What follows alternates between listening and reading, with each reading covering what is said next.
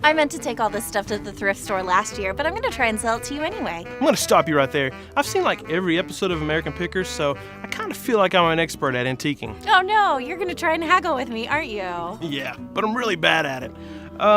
Dollar amount that is insultingly low. Dollar amount on the price tag. Half of that. Dollar amount on the price tag. Okay, so what I'm gonna do now is walk around and pretend like I'm coming up with a better offer, but I'm gonna come back and pay sticker price.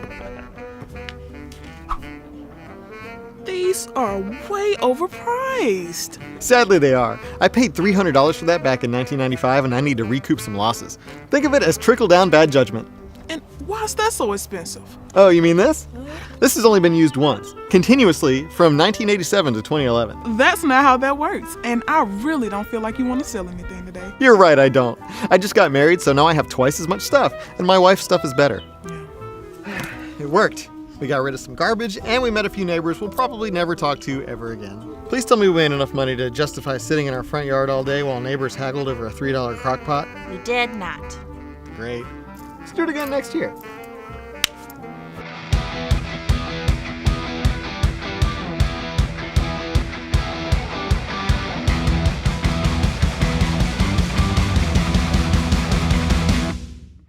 All right, hello everybody. Welcome. Glad that you're here. Want to say a special hello to all those who are joining us online as well. A few years ago, I was in the market for a car, and I was doing this national search, and I located a car, and it was at this dealership in Illinois. Immediately, I called the dealership, and they lined me up with a sales rep who actually ended up being one of the sales managers. And so we started to negotiate on the phone, and we couldn't come to an agreement, and so we started to negotiate by text. And as we started to negotiate, there was a large gap between where he was and where I was. And so we're texting back and forth, and this is going on for about 2 weeks. And every time we text, it's shrinking. But I had locked into a price where I wasn't going to go above that. And so after about 2 weeks, I say, listen, this is the price. This is what I'm willing to pay. And he says, okay, you know what? You have a deal for that price. Come and get your car. And so I hop in my car and I do the 90-minute drive to this dealership in Illinois, patting myself on the back for winning the negotiations, And so I get to the dealership, meet the guy, and he takes me out to where the car is, looking at the car, and looks fine and all that stuff. I said, okay, write it up for that price. And he goes, yeah, no, we're not going to write it up for that price. And I go, what do you mean you're not going to write it up for that price? Yeah, no, that's not going to happen. And so I take out my phone and I show him his text that says, you have a deal for this price. And he says, yeah, that doesn't really matter. Now, eventually, I left the dealership without my new car after almost turning into the Incredible Hulk. And unfortunately, I had experienced something that was all too common in car dealerships. I was ambushed. Now today, we are starting a very short series, it's going to be 2 weeks, that we are calling Ambush. And what we're going to do over the next couple weeks is we're going to look at this idea of ambushed. But we're going to look at it from a very different perspective. You see, we all know what an ambush is. This is something someone does to us. But the different perspective that we're going to talk about is that this is actually something we do to ourselves and we don't even know it. And the person that's going to help give us this different perspective of this idea of ambush is a guy named King Solomon. He wrote most of the book of Proverbs, which we're going to look at a passage in the book of Proverbs throughout this series. And if you don't know who King Solomon is, he's actually the son of King David. And the book of Proverbs, if you've never read it, you should read it. It's actually just a book of wise sayings. And so here's the passage that's going to drive our series for the next 2 weeks. Here's what Solomon writes. He said, if a bird sees a trap being set, it knows to stay away. And we're like, well, we hope the bird knows that. But these people, they set an ambush for themselves. He says they are trying to get themselves killed. Now, Solomon, who would try to get themselves killed? And he says, such is the fate of all who are greedy for money. And then he uses this phrase, it's pretty fascinating. Those who are greedy for money, it robs them of life. Literally, those who are greedy for money, it slowly chokes the life out of them. Now, I think for all of us, it's kind of obvious, and I don't think anyone would intentionally set an ambush for themselves. But what Solomon says here is so challenging for us, because he says, those who are greedy for money, they are the ones who set an ambush for themselves. And the reason why this is so challenging is because most people, I think almost all people, they don't think they're greedy. They don't see this idea of greed in themselves. I mean, they're just completely blind to it. In fact, if I said, hey, I want everybody to raise their hand who struggles with greed, I would bet that nobody would raise their hand. In all my years as a pastor, which has been about 20 or so, only one time has someone talked to me and said, you know what, I think I struggle with this idea of greed. In the New Testament, both Jesus and Paul use this very interesting word for greed. It's actually a compound Greek word. And here's what the Greek word is. It means wanting more-ishness. Isn't that great? Wanting more-ishness. I mean, I see that and I go, man, I just love that. I mean, have you ever wanted more-ishness? I mean, I have. Now, here's something that's going to blow your mind for some of you. Did you know that there was actually a time in history where people would buy things and then they would use them until they got broken? I know some of you are like, what? Why would you do that? I mean, why wouldn't you get something new? Or, I mean, why would you do all that? And here's another thing that might blow some of your minds. Did you know that there was a time in history that when things broke, that people actually tried to fix them so they could continue to use them? I know some of you are like, what was this? When did this ever happen, you know? Last year, I had an iPhone 8, and my iPhone 8 was having what I call calendar issues. I would try to enter things in my calendar, and then it would just freeze, and then it would freeze up the whole phone, and so I'd have to do a reboot and do the whole thing and all that stuff. Now, let me just be really honest with you. I didn't try real hard to find out what the real problem was. And the reason why I didn't is because I really wanted a new iPhone, because I had an iPhone 8. And then what made it even harder for me is the rest of my family didn't really want me to figure out what the problem is because we're all on the same phone plan. And so they all had iPhone 8s, and so they figured if I get an upgrade, then they're going to get an upgrade too. There is something inside all of us that says, I need new even though I don't really need the new. It's like, well, I need a new car. Well, why? Because they have air conditioning seats now, if you can believe that. It's like, well, I need new furniture. Well, why do you need new furniture? Because my furniture is 8 years old. Well, does it still work? Yeah, but it's 8 years old. When my wife and I lived in California, and we lived in California before we moved here, we had bought a 1,400 square foot house, and it's all we could afford in California at that time. And so we had 2 kids, and we just had the twins and stuff. And let me just say this, 1,400 square feet, I mean, it was fine. I mean, you know, no big deal and all that stuff. Well, then we move here, and we get a 2,000 square foot house for half the price. And so we move in, we're like, oh man, we're in a mansion. I mean, we are living in luxury. We have so much space. I mean, we can live here the rest of our lives. Well, so we're there for a couple weeks in this neighborhood, and we're talking to this neighbor that's moving. And this wasn't the only conversation we had but this is the first one we had. And our one neighbor is moving, and I'm like, you know, is it because we moved in and all stuff? No, not because you guys moved in. It's just because we have a 2,000 square foot house, and we only have 2 kids. And we don't have enough room. I'm like, what do you mean you don't have enough room? They're like, yeah, we don't have enough room. We just bought a 3,000 square foot house. And we're like, what? And see, what we don't realize is that a big part of our life is the pursuit of stuff. And Solomon says, you just need to realize in that pursuit, you are actually ambushing yourself and you don't even know it. So today what I want to do is I want to talk about one of the remedies for this ambush. And what's great about this remedy is this, I've never talked to anyone who doesn't want to experience this remedy in their life. But the problem is we do the wrong things to experience it. And so here's the remedy that we're going to talk about. The remedy is this, contentment. And contentment, what does contentment mean? It just means completely satisfied. It's like saying, I'm good. Here's the interesting thing about contentment. When we think of contentment, we think that contentment is this place we get to in the future. And it's like, okay, if I just get that, or I buy that, or I get that promotion, all right, then I'm content. But here's the thing. That's not what contentment is. You see, what contentment is this. Contentment is a learned attitude, I'm going to come back in a minute, that we embrace not sometime down the road, but it starts with embracing it in the present. It starts with embracing it in today. Now, contentment is actually a learned attitude, which this is what makes it so challenging. I can't say, okay, everybody, I want you to leave here now, be content, message over, let's pray. You see, it's a learned attitude. And so if we're going to get there, here's what we have to do. We have to be willing to dig below the surface to figure out what is that ugly thing inside of all of us that constantly wants more-ishness. And so before we can experience contentment, we have got to be willing to go there. And I'm going to warn you, it's not really fun up front, but if we're going to learn it and we're going to experience it, we first have to diagnose the problem.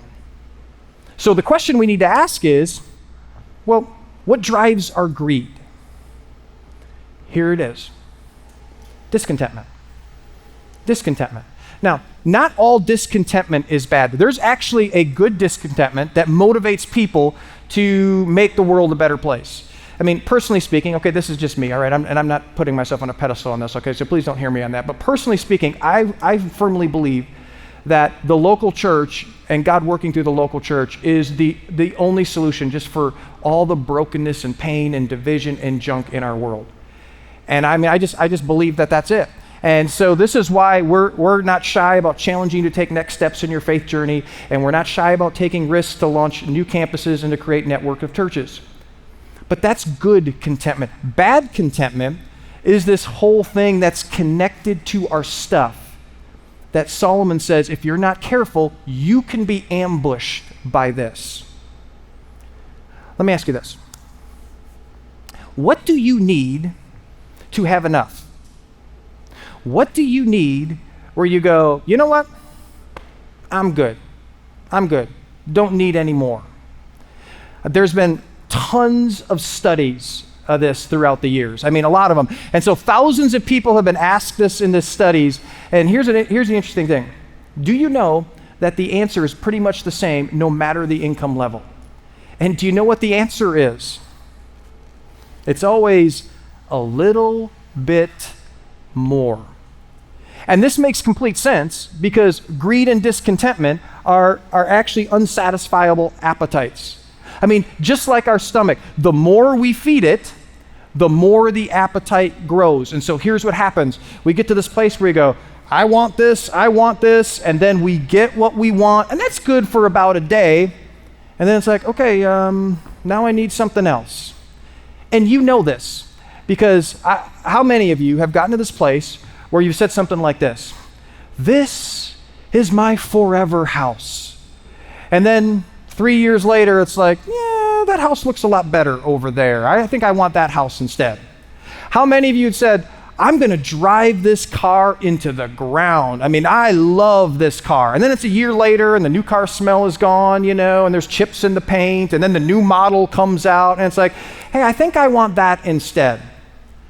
How many of you, at one point in your life, you said, if I ever make this amount of money, I mean, I will be completely content if I make this amount of money. And then you made that amount of money, in fact, you even more than that, and you're still not content. You see, it's this unsatisfiable appetite. This thing can never be quenched. So, if greed is driven by discontentment, well, then the logical question to ask is, well, where does that discontentment in our life come from? I mean, what's the root of that? One word, and we know this one word too well. Here's where it comes from. Comparison. Here's what I have, and you compare it with what someone else has, and that awareness drives discontentment. Years ago, there was this fascinating case study that was done on this company, and this company built a manufacturing facility in this very remote part of Central America. And this place was so remote that people lived in huts, they hardly had anything. And so they hired all these workers, and they paid them, to us, what would be very, very little, but to them, it was a whole lot. And so these workers, they worked for this company for a week, and then they paid them after a week, and then the next day, something happened. Every single worker quit. And why did they quit? Because they had earned more money than they ever had made in their life. So now this company had a workers crisis. They were like, well, what do we do? Because we need these workers and all that stuff. And so a leader on the team came up with this idea. He mailed shopping catalogs to every worker's home. And within 1 week, every worker came back to work again. And do you know why that is? Because the workers began to compare themselves began to see what other people have. They became aware of what other people have, and they began to compare that with what they currently have. And this fueled some discontentment in them that they didn't realize they even had. Now we hear that, and that sounds kind of dishonest, doesn't it? Who would do something like that, can you imagine, think about this. Can you imagine living in a world where businesses knew what we didn't have, and they started to think what we think that they should have, and so they intentionally started to target us so that we would buy things that we didn't even know that we need. Can you imagine living in a world like that? And can you imagine living in a world where after we buy these things, that ads to similar things start getting sent to our social media accounts? And we're on these websites and we buy things, and all of a sudden this thing pops up that says products. People who bought this product also bought this product as well. Can you imagine living in a world where that happens? How appalling is that? You see, what we don't realize is the more that we're aware of what other people have, the more that fuels discontentment in us. Now, let me tell you why that is. And most of us, we don't realize why this is. And that's because comparison, it always creates insecurities in us. And I want you to maybe kind of, as I talk about this, maybe think about a time where you've really experienced this and you know that this is true. Because it's like, they have something that I don't. And right when you begin to go there, there's kind of this feeling in your gut, that you feel. And it's like, okay, they have something that I don't. And, that's why their marriage is better off than my marriage. And that's why their family is happier than my family, is because they have a remodeled kitchen, and I don't have a remodeled kitchen, And that's why he always seems happy, because he has a 2022 model and I only have a 2019 model. And their kids are so much better behaved than our kids, because they get to go to Disneyland every year for vacation, and we don't get to go to Disneyland. We'd be so much better off if we did.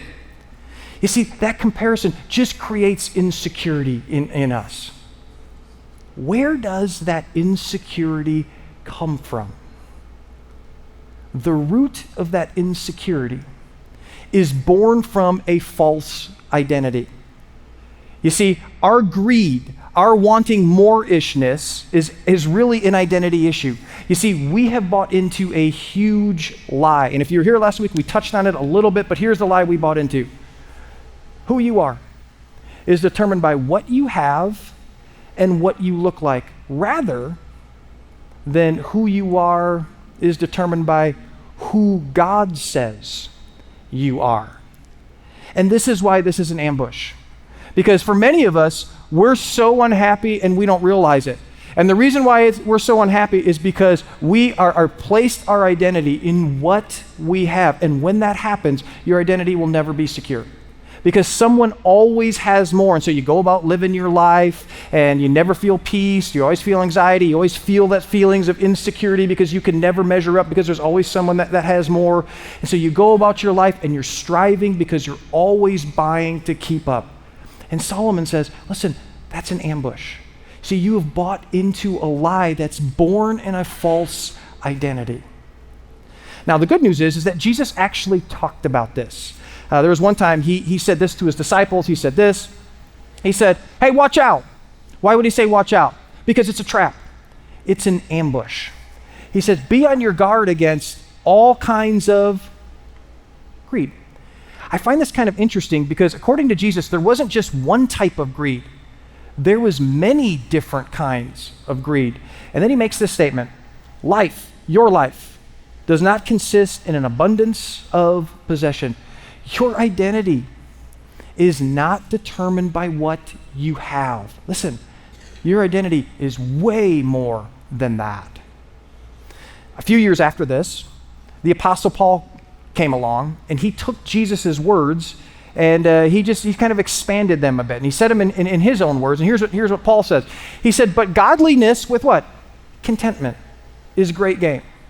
And so Paul was like, hey, godliness actually isn't enough. Doing what we know God wants us to do is important, but there's not enough. There's got to be more. There's got to be this idea of contentment. And then he gives us some perspective. He says this, for we brought nothing into the world, and we can take nothing out of it. Now, anyone have parents that have ever said that to them before? Any parent here ever say that to your kids? It's like, yeah, you didn't bring anything out of this, and you're not going to take anything, It's like, well, I'm not going to be around when, hopefully when I leave, but, we say it anyways. And so it's this idea of, okay, we didn't bring anything in, we won't take anything out. So in between, we have to learn this idea of contentment. And then he says, but if we have food and clothing, and I think he missed something, I think shelter too, he missed that one, but who am I to correct Paul? But if we have food and clothing, we'll be content with that. In other words, we get to this place where, you know what, that's enough. That's enough. And then he continues, those who want to get rich, they fall into temptation and an ambush, and into many foolish and harmful desires that plunge people into ruin and destination. And the image that Paul is getting here is that it's like this idea, if we start falling off a cliff and we don't even know that we're falling off a cliff. And he says, for the love of money, not for money, but the love of money is the root of all kinds of evil. Some people, eager for money, have wandered from the faith. And he's echoing Jesus' words where he says, you can't love both God and money. They have wandered away from the faith and pierced themselves with many griefs. And I would bet that we all know people who have destroyed their family, their marriage, even their businesses because of their pursuit of money. And what many of us don't do, many of us don't take the time to look inward to realize that maybe we are actually doing the very, very same thing. And what many of us don't realize is that our marriage problems, our kid issues, our lack of peace and anxiety, the reason that they're there in our life is because we can't be content with what we have and where we are. In fact, there's a name for this, because they have a name for everything nowadays, So there's actually a name for this. Here's what it's called: destination addiction. This addiction, here's what destination addiction is. It is, I can only be happy with the next. It's like the next promotion, the next pay raise, the next partner, the next house, the next upgrade, whatever the next may be. And so you just need to realize that if this is you, you will never be happy until you get rid of this whole idea of the next. And so if you follow Jesus and you want to experience the life that Jesus offers us, contentment isn't just something that's important, it's essential. Because in the New Testament, contentment carried this idea of sufficiency. You're enough even without the next. Money guru Dave Ramsey, I love what he says about contentment. He says this. He says, content people don't always have the best of everything, but here's what they do. They make the best of everything. And unless we get to that place, unless we embrace this idea, nothing we buy will ever make us happy. So at the core, discontentment and greed, they're identity issues. And so if you struggle with contentment, which most of us do, here's a question that you should ask yourself. And most people, they have never asked themselves this question. And that is, when you're going to buy something, what are you really trying to buy?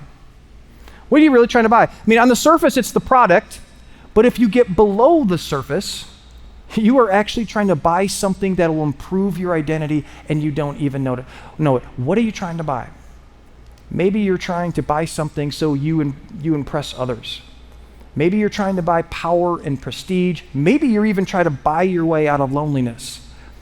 I love talking to high school students and even my own high school students, and everybody there wants to have the latest, everybody does. And so they may not even like it, but everybody has it, and so, they want it as well. And so if you have a little fun with them, and then you get them to the point where you say, why do you really want that? Here's what they'll say if they're honest. I just want to be accepted. And you know what? I can't tell you just the countless purchases I have bought and honestly have regretted. And you know what the bottom line is? Wasn't I really needed them? Wasn't even really wanted them. There was just insecurities in me that drove those purchases.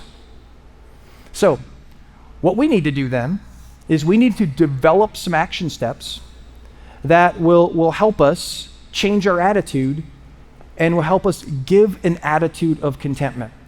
And so I want to give you a few of these. And then I'm going to wrap it up by just giving you 2 challenges by keeping these 3 things in mind. Okay, so here's some things that will help us just change our attitude toward an attitude of contentment. Here's just some suggestions for you. I want to encourage you to see advertising for what it really is. Every advertisement we see is designed to make us feel like our life is not enough without that product. And so if we don't see behind that, we will constantly fall prey to advertisement. It's kind of like this, I will never look like The Rock, and I want to look like The Rock, if I don't drink this awful tasting protein shake, I'll just continue to look like I am now. And ladies, you know this, it's like, I'll never look like her. Now, I don't know who her is because I don't keep track of her, but you know who her is, You'll never look like her if you don't wear her clothing line, if you don't wear her perfume line, if you don't wear her jewelry line. Now, here's what I want to encourage you to do. Next time you're watching an advertisement and you just feel yourself getting sucked in, here's what I want you to do. I want you to say this out loud. I'm enough without you. Second suggestion I want to encourage you to do. Never impulse buy. Now, this is why right here, I don't do the grocery shopping in our house anymore. Now, I used to, and here's what would happen. So my wife, she'd write the list out and all that stuff, and then, she put like the aisle number in there and all that stuff to kind of help me out because I'm directionally challenged. And so I go to the store, and then I would find myself seeing things, and then I would just kind of get caught up in those things. And so, I'm pushing the cart around, and I'm like, oh my gosh, Tony the Tiger. I haven't seen Tony the Tiger in like 30 years now. But man, that looks good. I need to start eating Frosted Flakes again. And so I would come home with Frosted Flakes, and what would happen? My emotion would start to get caught up, and as a result, I would start to buy things. And that's what happens with impulse buys. We just emotionally talk ourselves into things. And so here are just a few things that we have done that have really helped us. In my mind now, we play by what's called the 24-hour rule. That if we're ready to impulse buy and our emotion is starting to talk us into something, we just give it 24 hours. And if you do that, here's what will happen. Most likely, for us, it's about 99%. Most likely, you won't feel the need to buy it anymore. The other thing that we do is we say we're going to run everything into the ground. Now, I talked about cell phones later. So if you have kids, they always want the latest technology. They want the latest phones. Here's what I tell my kids. I always say, if you buy a phone and you run it into the ground and then buy new, guess what you'll have? The latest. And you'll have saved a ton of money. Now, they don't like to hear that, okay, but I just tell it to them. Anyways, so never impulse buy. Final suggestion. Get in the habit of giving things away. Jesus said this, and most of you have heard this. It is more blessed to what? Give than to receive. Now, this wasn't just some advice for us. This was deep spiritual truth for us. So get in the habit of giving stuff away. Get in the habit of giving money away. You see, the more generous we are, the more content we will be. The two are very much tied together. Now, these are just 3 things. There's more than 3 suggestions, and these are going to be up on our social channels if you don't get these. But keeping these 3 things in mind, I want to leave you with 2 things I want you to do. And these 2 things are what I call high-level challenges. And the reason that these are high-level challenges is because greed and discontentment, we don't see these in our life. In fact, many of you are kind of going through this message, I don't struggle with this, I don't deal with this, I'm good with this. Listen, we are blind to these things. And so these need to be high-level because these need to expose this ambush in our lives. And so I want to leave you with these 2 high-level challenges. And I hope you do it. Here's the first one. I want you to give away everything in your closet, kitchen, and garage you haven't used in the last year. Now, some of you are going, what? I'm like, yeah, that's what I want you to do. And the reason why I want you to do this is because unless you live below the poverty line, I want you to see. Now, most of you know this, but you don't see this and feel this. I want you to see that you really do have enough. I actually stumbled across this by accident a few years ago. I walked into my closet And like the clothes rack that my clothes hang off of, all of a sudden one part of it was busted because the weight had gotten too much. And so I had an option. I could get a bigger clasp and put it on there, which I can't do, obviously. So that was option number one. Option number two was I actually lessened the weight by getting rid of some of the clothes. And so I started to just kind of go through the clothes rack, and I'm emptying out clothes that I don't really need and haven't worn in a while. I had a pile up to about here, and I was just blown away at the number of clothes that I just didn't need anymore that could have been given away to other people. And then the next year we did our basement, and I was surprised at the amount of stuff there. And then we did our garage. And so we've been doing this every year. Now next year, I kind of have this rotation of shoes, running shoes and all that stuff. I'm going like, why do I have all these shoes here? And they're taking up all the space, and there are people in the world that need shoes. And so we've just started to do this, and it was difficult at first, and it's gotten easier, and here's what's happened. We've experienced more freedom, because we've realized there's so much stuff we don't need, and at the same time, we've started to experience more contentment in our lives. And so I want to encourage you to do this. And I realize some of you have dynamics in your house where like some of you are savers and some of you are senders, okay? And so this is going to create some dynamic, but listen, just have the conversation and meet each other in the middle somewhere. This might be, for some of you, the most transformative thing you do this year. Second thing I want to challenge you to do. I want you to take 1 week or 1 month, all depends on if you're a high achiever, okay? And then take a discretionary spending fast. And some of you are like, okay, whoa, what's that? What's that? Unless it's food or drink or something you need, you don't get it. Yeah, but I want, no wants for at least 1 week. Some of you are like, okay, Mark, are you saying that I have to take a week off of Amazon? That's exactly what I'm saying. And here's what I'm going to tell you in advance. You'll survive. And guess what? They'll survive without you too. And why do I want you to do that? Because I want you to begin to starve that monster inside of you. That I want more-ish monster. Now, I'll be honest with you, we've never done this before, Don and I. And so this is going to be some interesting conversation in our household. And you know what? I hope that once again, this might be challenging based on the dynamic of your household, but I pray once again that you would just wrestle with the tension of the conversation. And invite God into this whole process and just see what God does as you do this. So 2 challenges, high-level challenges. And listen, you can do these challenges, we can do these challenges, and we need to do these challenges. Because contentment is something that we learn. And I tell you what, this is a very hard thing to learn. But as I always say to my kids, choose your heart. And the other option is you just kind of live your life acting as if nothing's wrong until one day you wake up and you realize you've been ambushed the entire time. And that is time and money you can't get back. That to me is a harder heart. This heart that I'm talking about might be a bit hard up front, but there's a benefit to this one.